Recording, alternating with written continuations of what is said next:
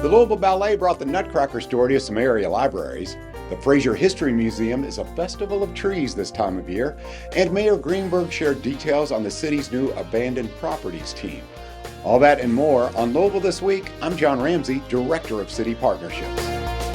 During his weekly press conference, Mayor Greenberg was joined by several city departments and agencies to announce the new abandoned properties team. And today, I'm proud to announce even more steps that we're taking to reduce the public safety threat that we see far too often from vacant and abandoned properties. Today, I'm pleased to announce that Louisville Metro government is launching a new abandoned properties team. This team will be led by Deputy Mayor David James and Deputy Mayor Nicole George.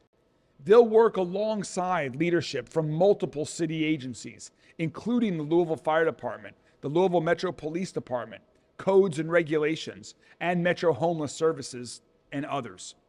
The abandoned properties team will focus on identifying public safety concerns around abandoned properties and finding safe and healthy solutions that reduce fires, that reduce crime, and help people experiencing homelessness get the access to services and safe shelter that they need.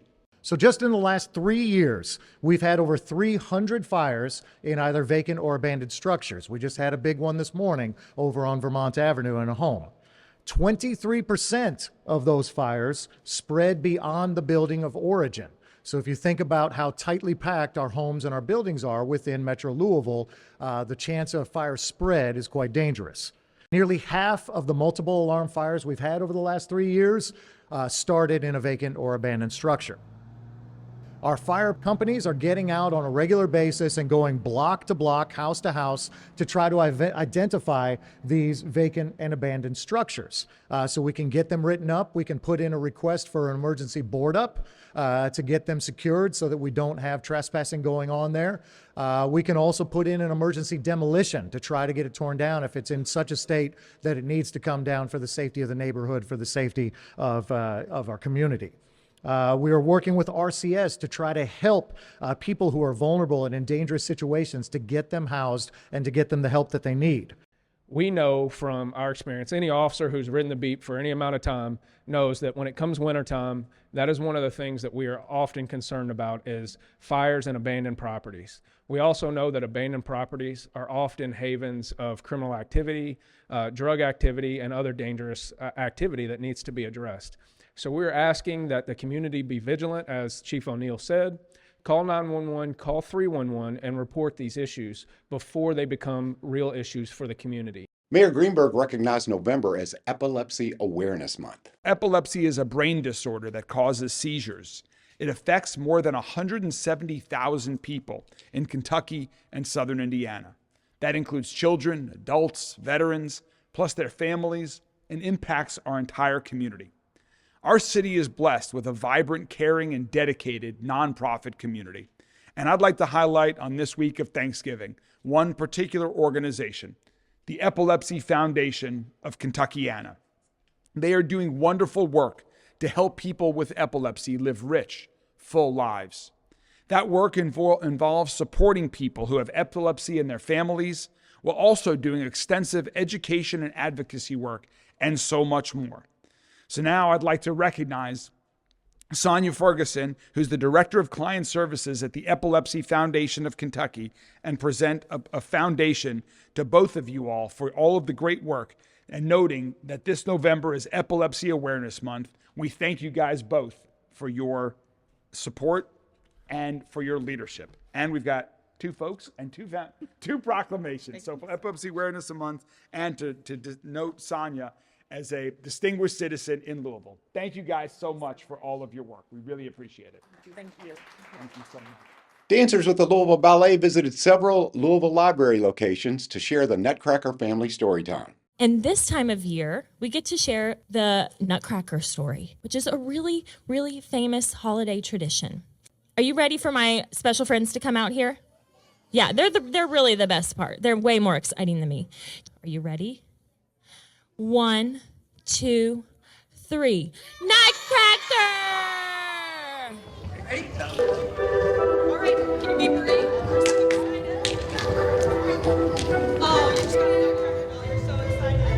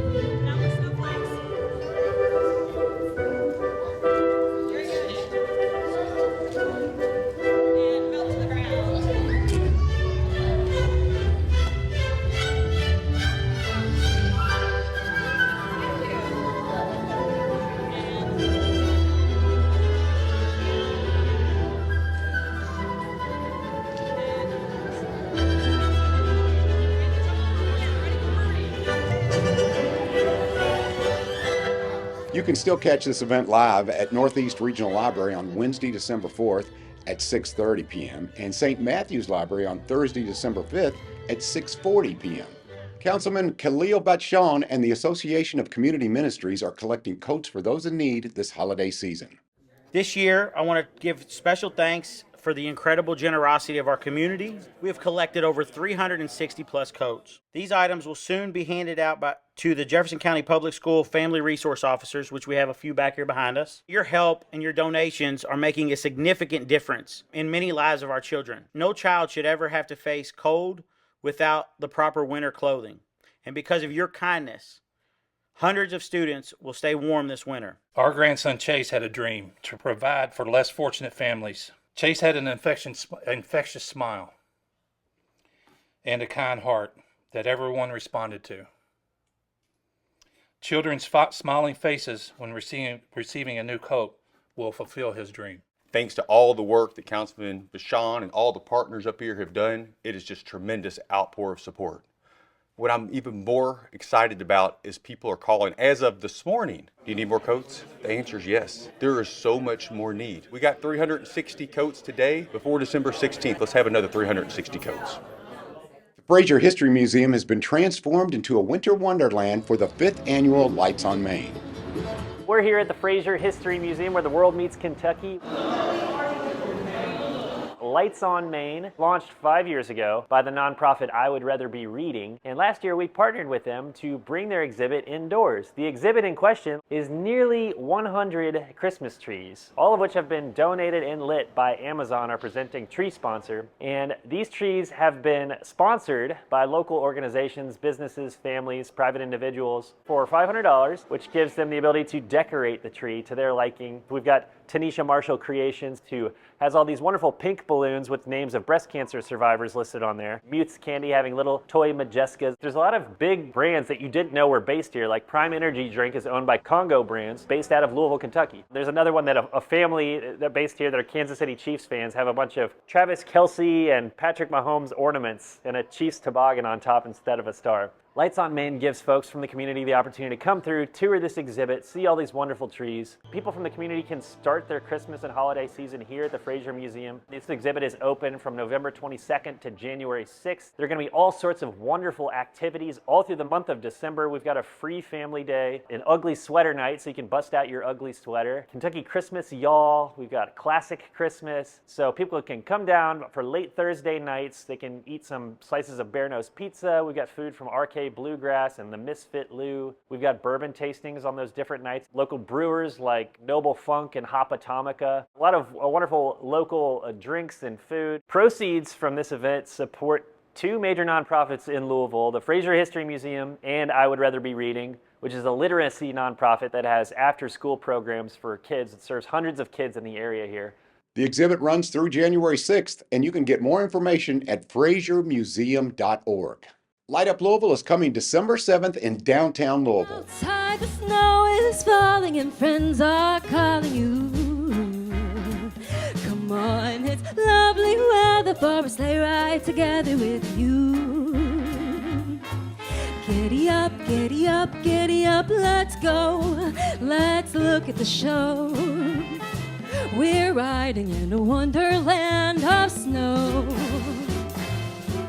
Giddy up, giddy up, giddy up, it's grand, just holding your hand. We're gliding along with a song of a wintry fairyland.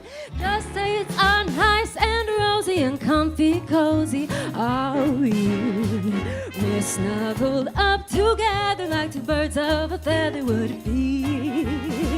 Let's take that road before us and sing a chorus or two. Metro TV will be airing the festivities live this year, so be sure to tune in and join in on all the fun.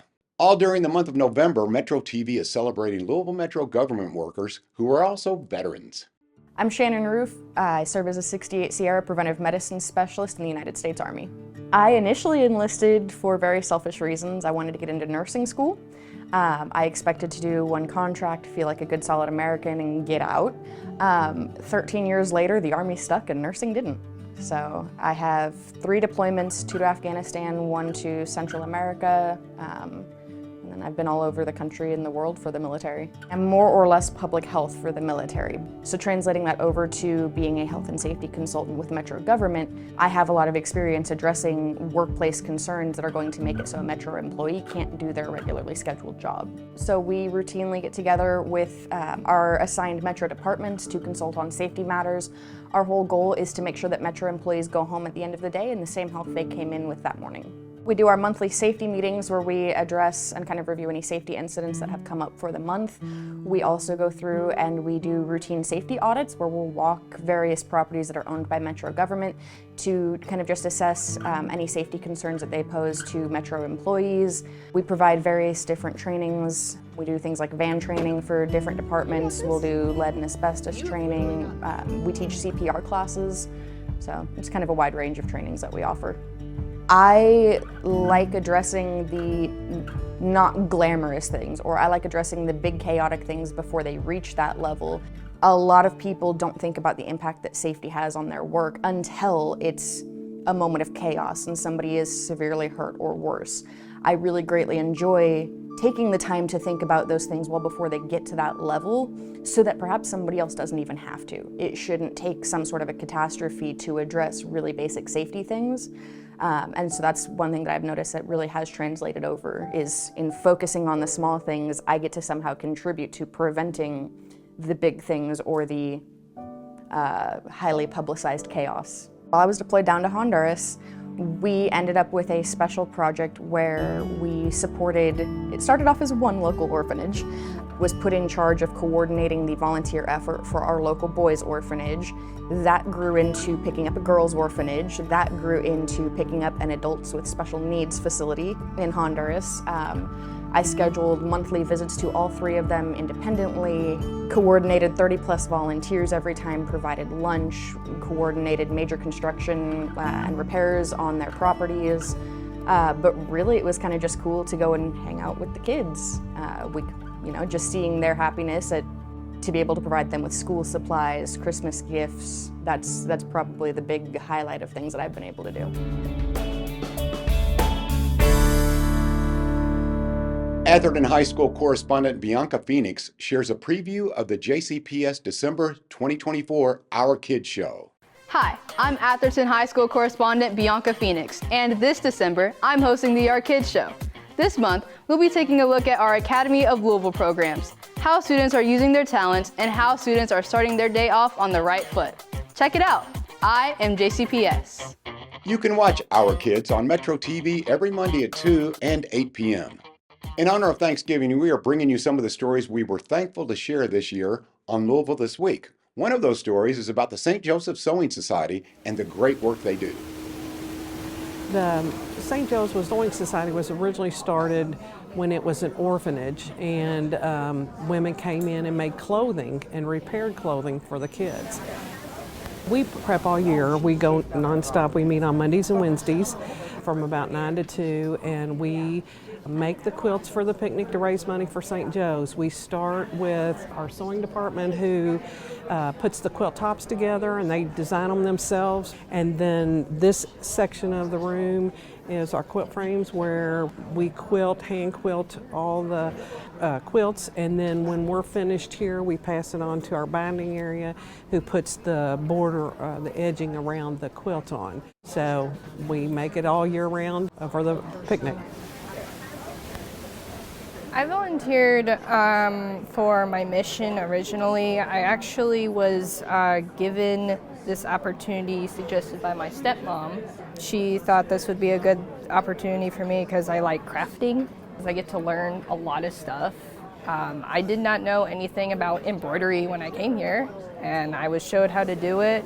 Our volunteers come from everywhere, but our volunteers make up mostly a majority of us are from our mid-50s to we've got some in mid-80s. I think we came because our mother had quilted here, and we've been coming here over, 20 or 25 years. It makes us feel good to get out and chit-chat with other ones. if it weren't for the volunteers, we wouldn't, this would not be something that would come to fruition. We have some families that have had generation after generation coming here, and we have two here still. One is third generation working here, and another family is fourth generation working in the sewing department. So it's real near and dear to their hearts. At this quilt frame, I have many family members. This is my mom, Joy. Look up and smile. This is my cousin, Carol. This is my aunt, Lois. And this is my cousin, Patrice. This is 2 generations, but our lineage in the organization goes back 2 more generations. My grandmother and my great-grandmother, and then several great aunts. And my kids help at the summer picnic, so I guess altogether that makes 5 generations. I believe that volunteerism is an American tradition, and we know that volunteers do it because it comes from their heart, and they have a spirit for it. If you're a senior, it's a great opportunity to get out and socialize. These ladies love that aspect of it, and it keeps you healthy, staying active in your older years. We also got to hear some great music performed by Roots 101 and the Sankofa Players during the Mayor's Black History Month celebration. We shall overcome someday.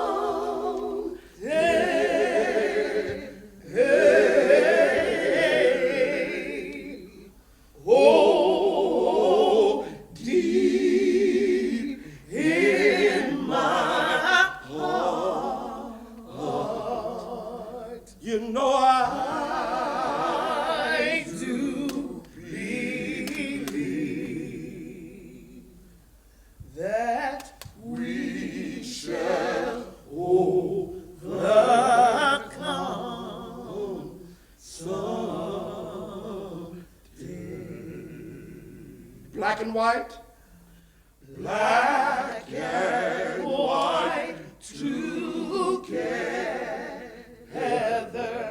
Oh, black and white together. Black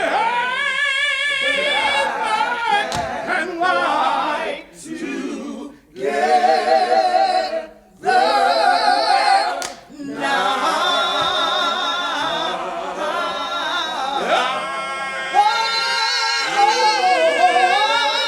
Deep in my heart, I do believe.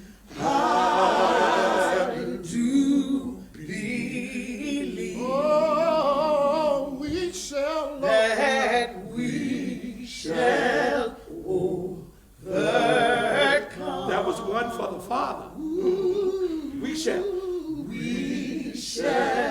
overcome. That was one for the Son. Hey! We shall overcome. One for the Holy Ghost. Put them together, they make one.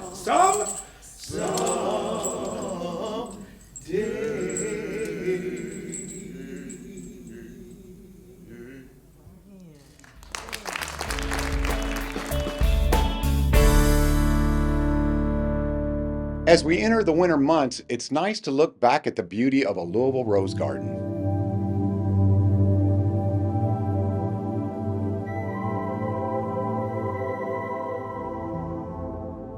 I'm Janet Miller. We're in Louisville, Kentucky. I'm real close to the Ohio River. I have many varieties of roses, probably about 300 bushes and about 200 different varieties. I have miniatures, mini flora, floribunda, hybrid tea, grandiflora, and climbers, and a couple of shrubs. And they're all different and they're all beautiful.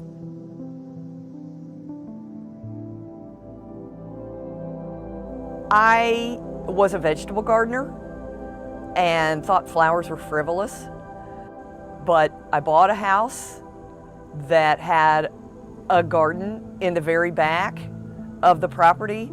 I didn't look at it before I bought the property. After I bought the property, I walked back there expecting to find a great vegetable garden. Well, there were 50 rose bushes there. And so I had to learn really quickly how to deal with roses. I found out that roses are a lot of work, they're high maintenance, but they're worth every minute. I've been growing roses for about 35 years now. I just love roses. I spend every day in the rose garden, and I can't think of a better way to spend my time. Kentucky Marmalade is a mini flora, and it was a sport off of the Autumn Splendor. See how Autumn Splendor has a lot of yellow and orange in the flower, and it's a gorgeous rose. It has a great growing habit. It's really a wonderful rose. Well, one time the bloom came up solid orange. That's called a sport. So I cut that rose and propagated it. It's called slipping. And I slipped that rose, made a new bush, and the new bush came up with orange roses. So that was a new variety, and so I got to name it, and I named it Kentucky Marmalade. My favorite is the one right in front of me. But if I had to pick one, I'd pick Mr. Lincoln. It's a red hybrid tea. I love Mr. Lincoln because of the quality of the fragrance.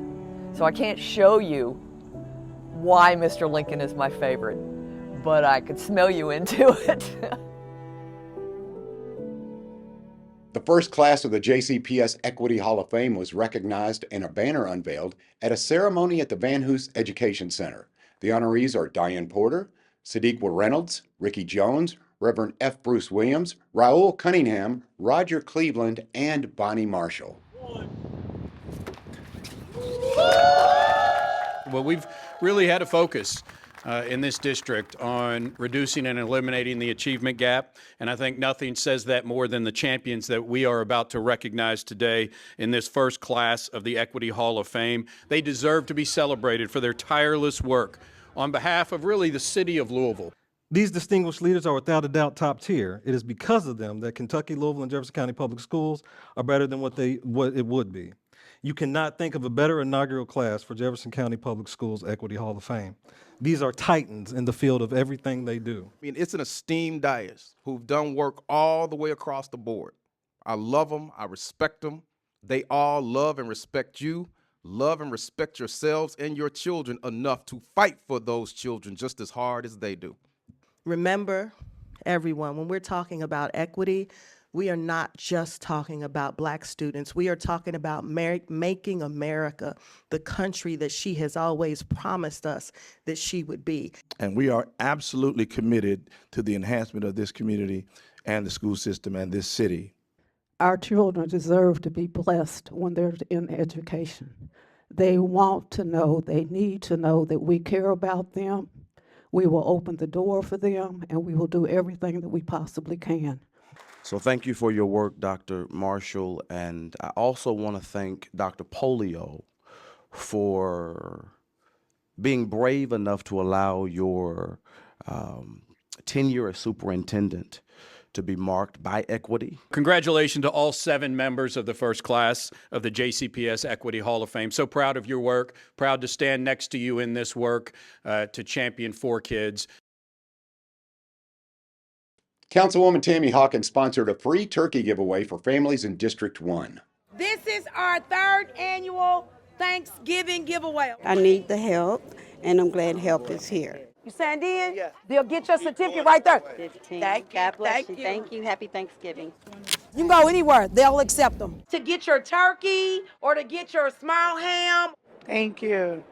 Happy Thanksgiving. About 45 minutes ago. Well, they've been lined up since 2:30. So I've been standing here for a little while. We're going to give away a box.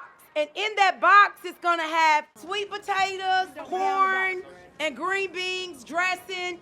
Thank you. Happy Thanksgiving. Thank you. A lot of overlooked, underserved community members that just cannot afford to be able to put a dinner together. If this is all I have to do is stand here to get some help, I can stand here and get some help. I appreciate it. I appreciate what the city is helping us to maintain right now. Good to see you too. God bless you. Thank you. Thank you. Happy Thanksgiving. I'm excited. I'm happy. Hopefully we can continue to do this. I didn't know what I was going to do, so I really appreciate it. Removing barriers for so many families. That means a lot. Puts a smile on my face, so I know it puts a smile on theirs. The Thanksgiving spirit was in full swing in District 25. On your mark. Welcome. Today is our 27th annual Turkey Trot. Go!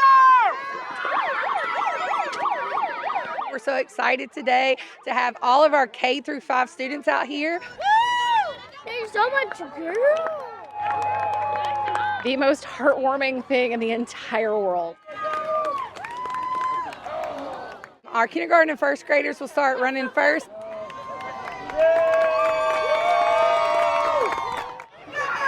And then our second through fifth graders will run. But today is all about the canned food drive that we're doing here at Medora. We had set a goal as a school community to raise 20,000 cans. The reason we do this is all this right here that you see and all those boxes outside get to go help families that need our help. So you all should feel very, very proud of yourselves. To see everything from kindergarten through 5th grade get super excited about collecting items and donating them to people that are less fortunate. We have to be 20,000, and I'm about to tell you what we give.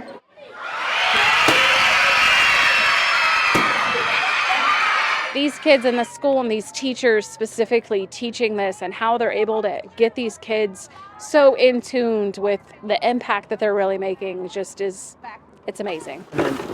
So the number I think we got was over 46,000 items.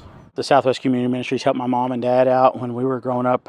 I got involved in the board and started helping with Medora and the canned good drives and doing all the things, and I just love it. It makes sure we're able to give back when we can. The people of the South End, all the districts around it, are just super generous because they understand what it takes to work hard for the things that they have. As a school community, we can come together and we can make a difference for Southwest Louisville. Louisville Metro Animal Services needs volunteers and people who are willing to foster dogs and cats. They also have a shelter full of dogs and cats just waiting to become your new best friend.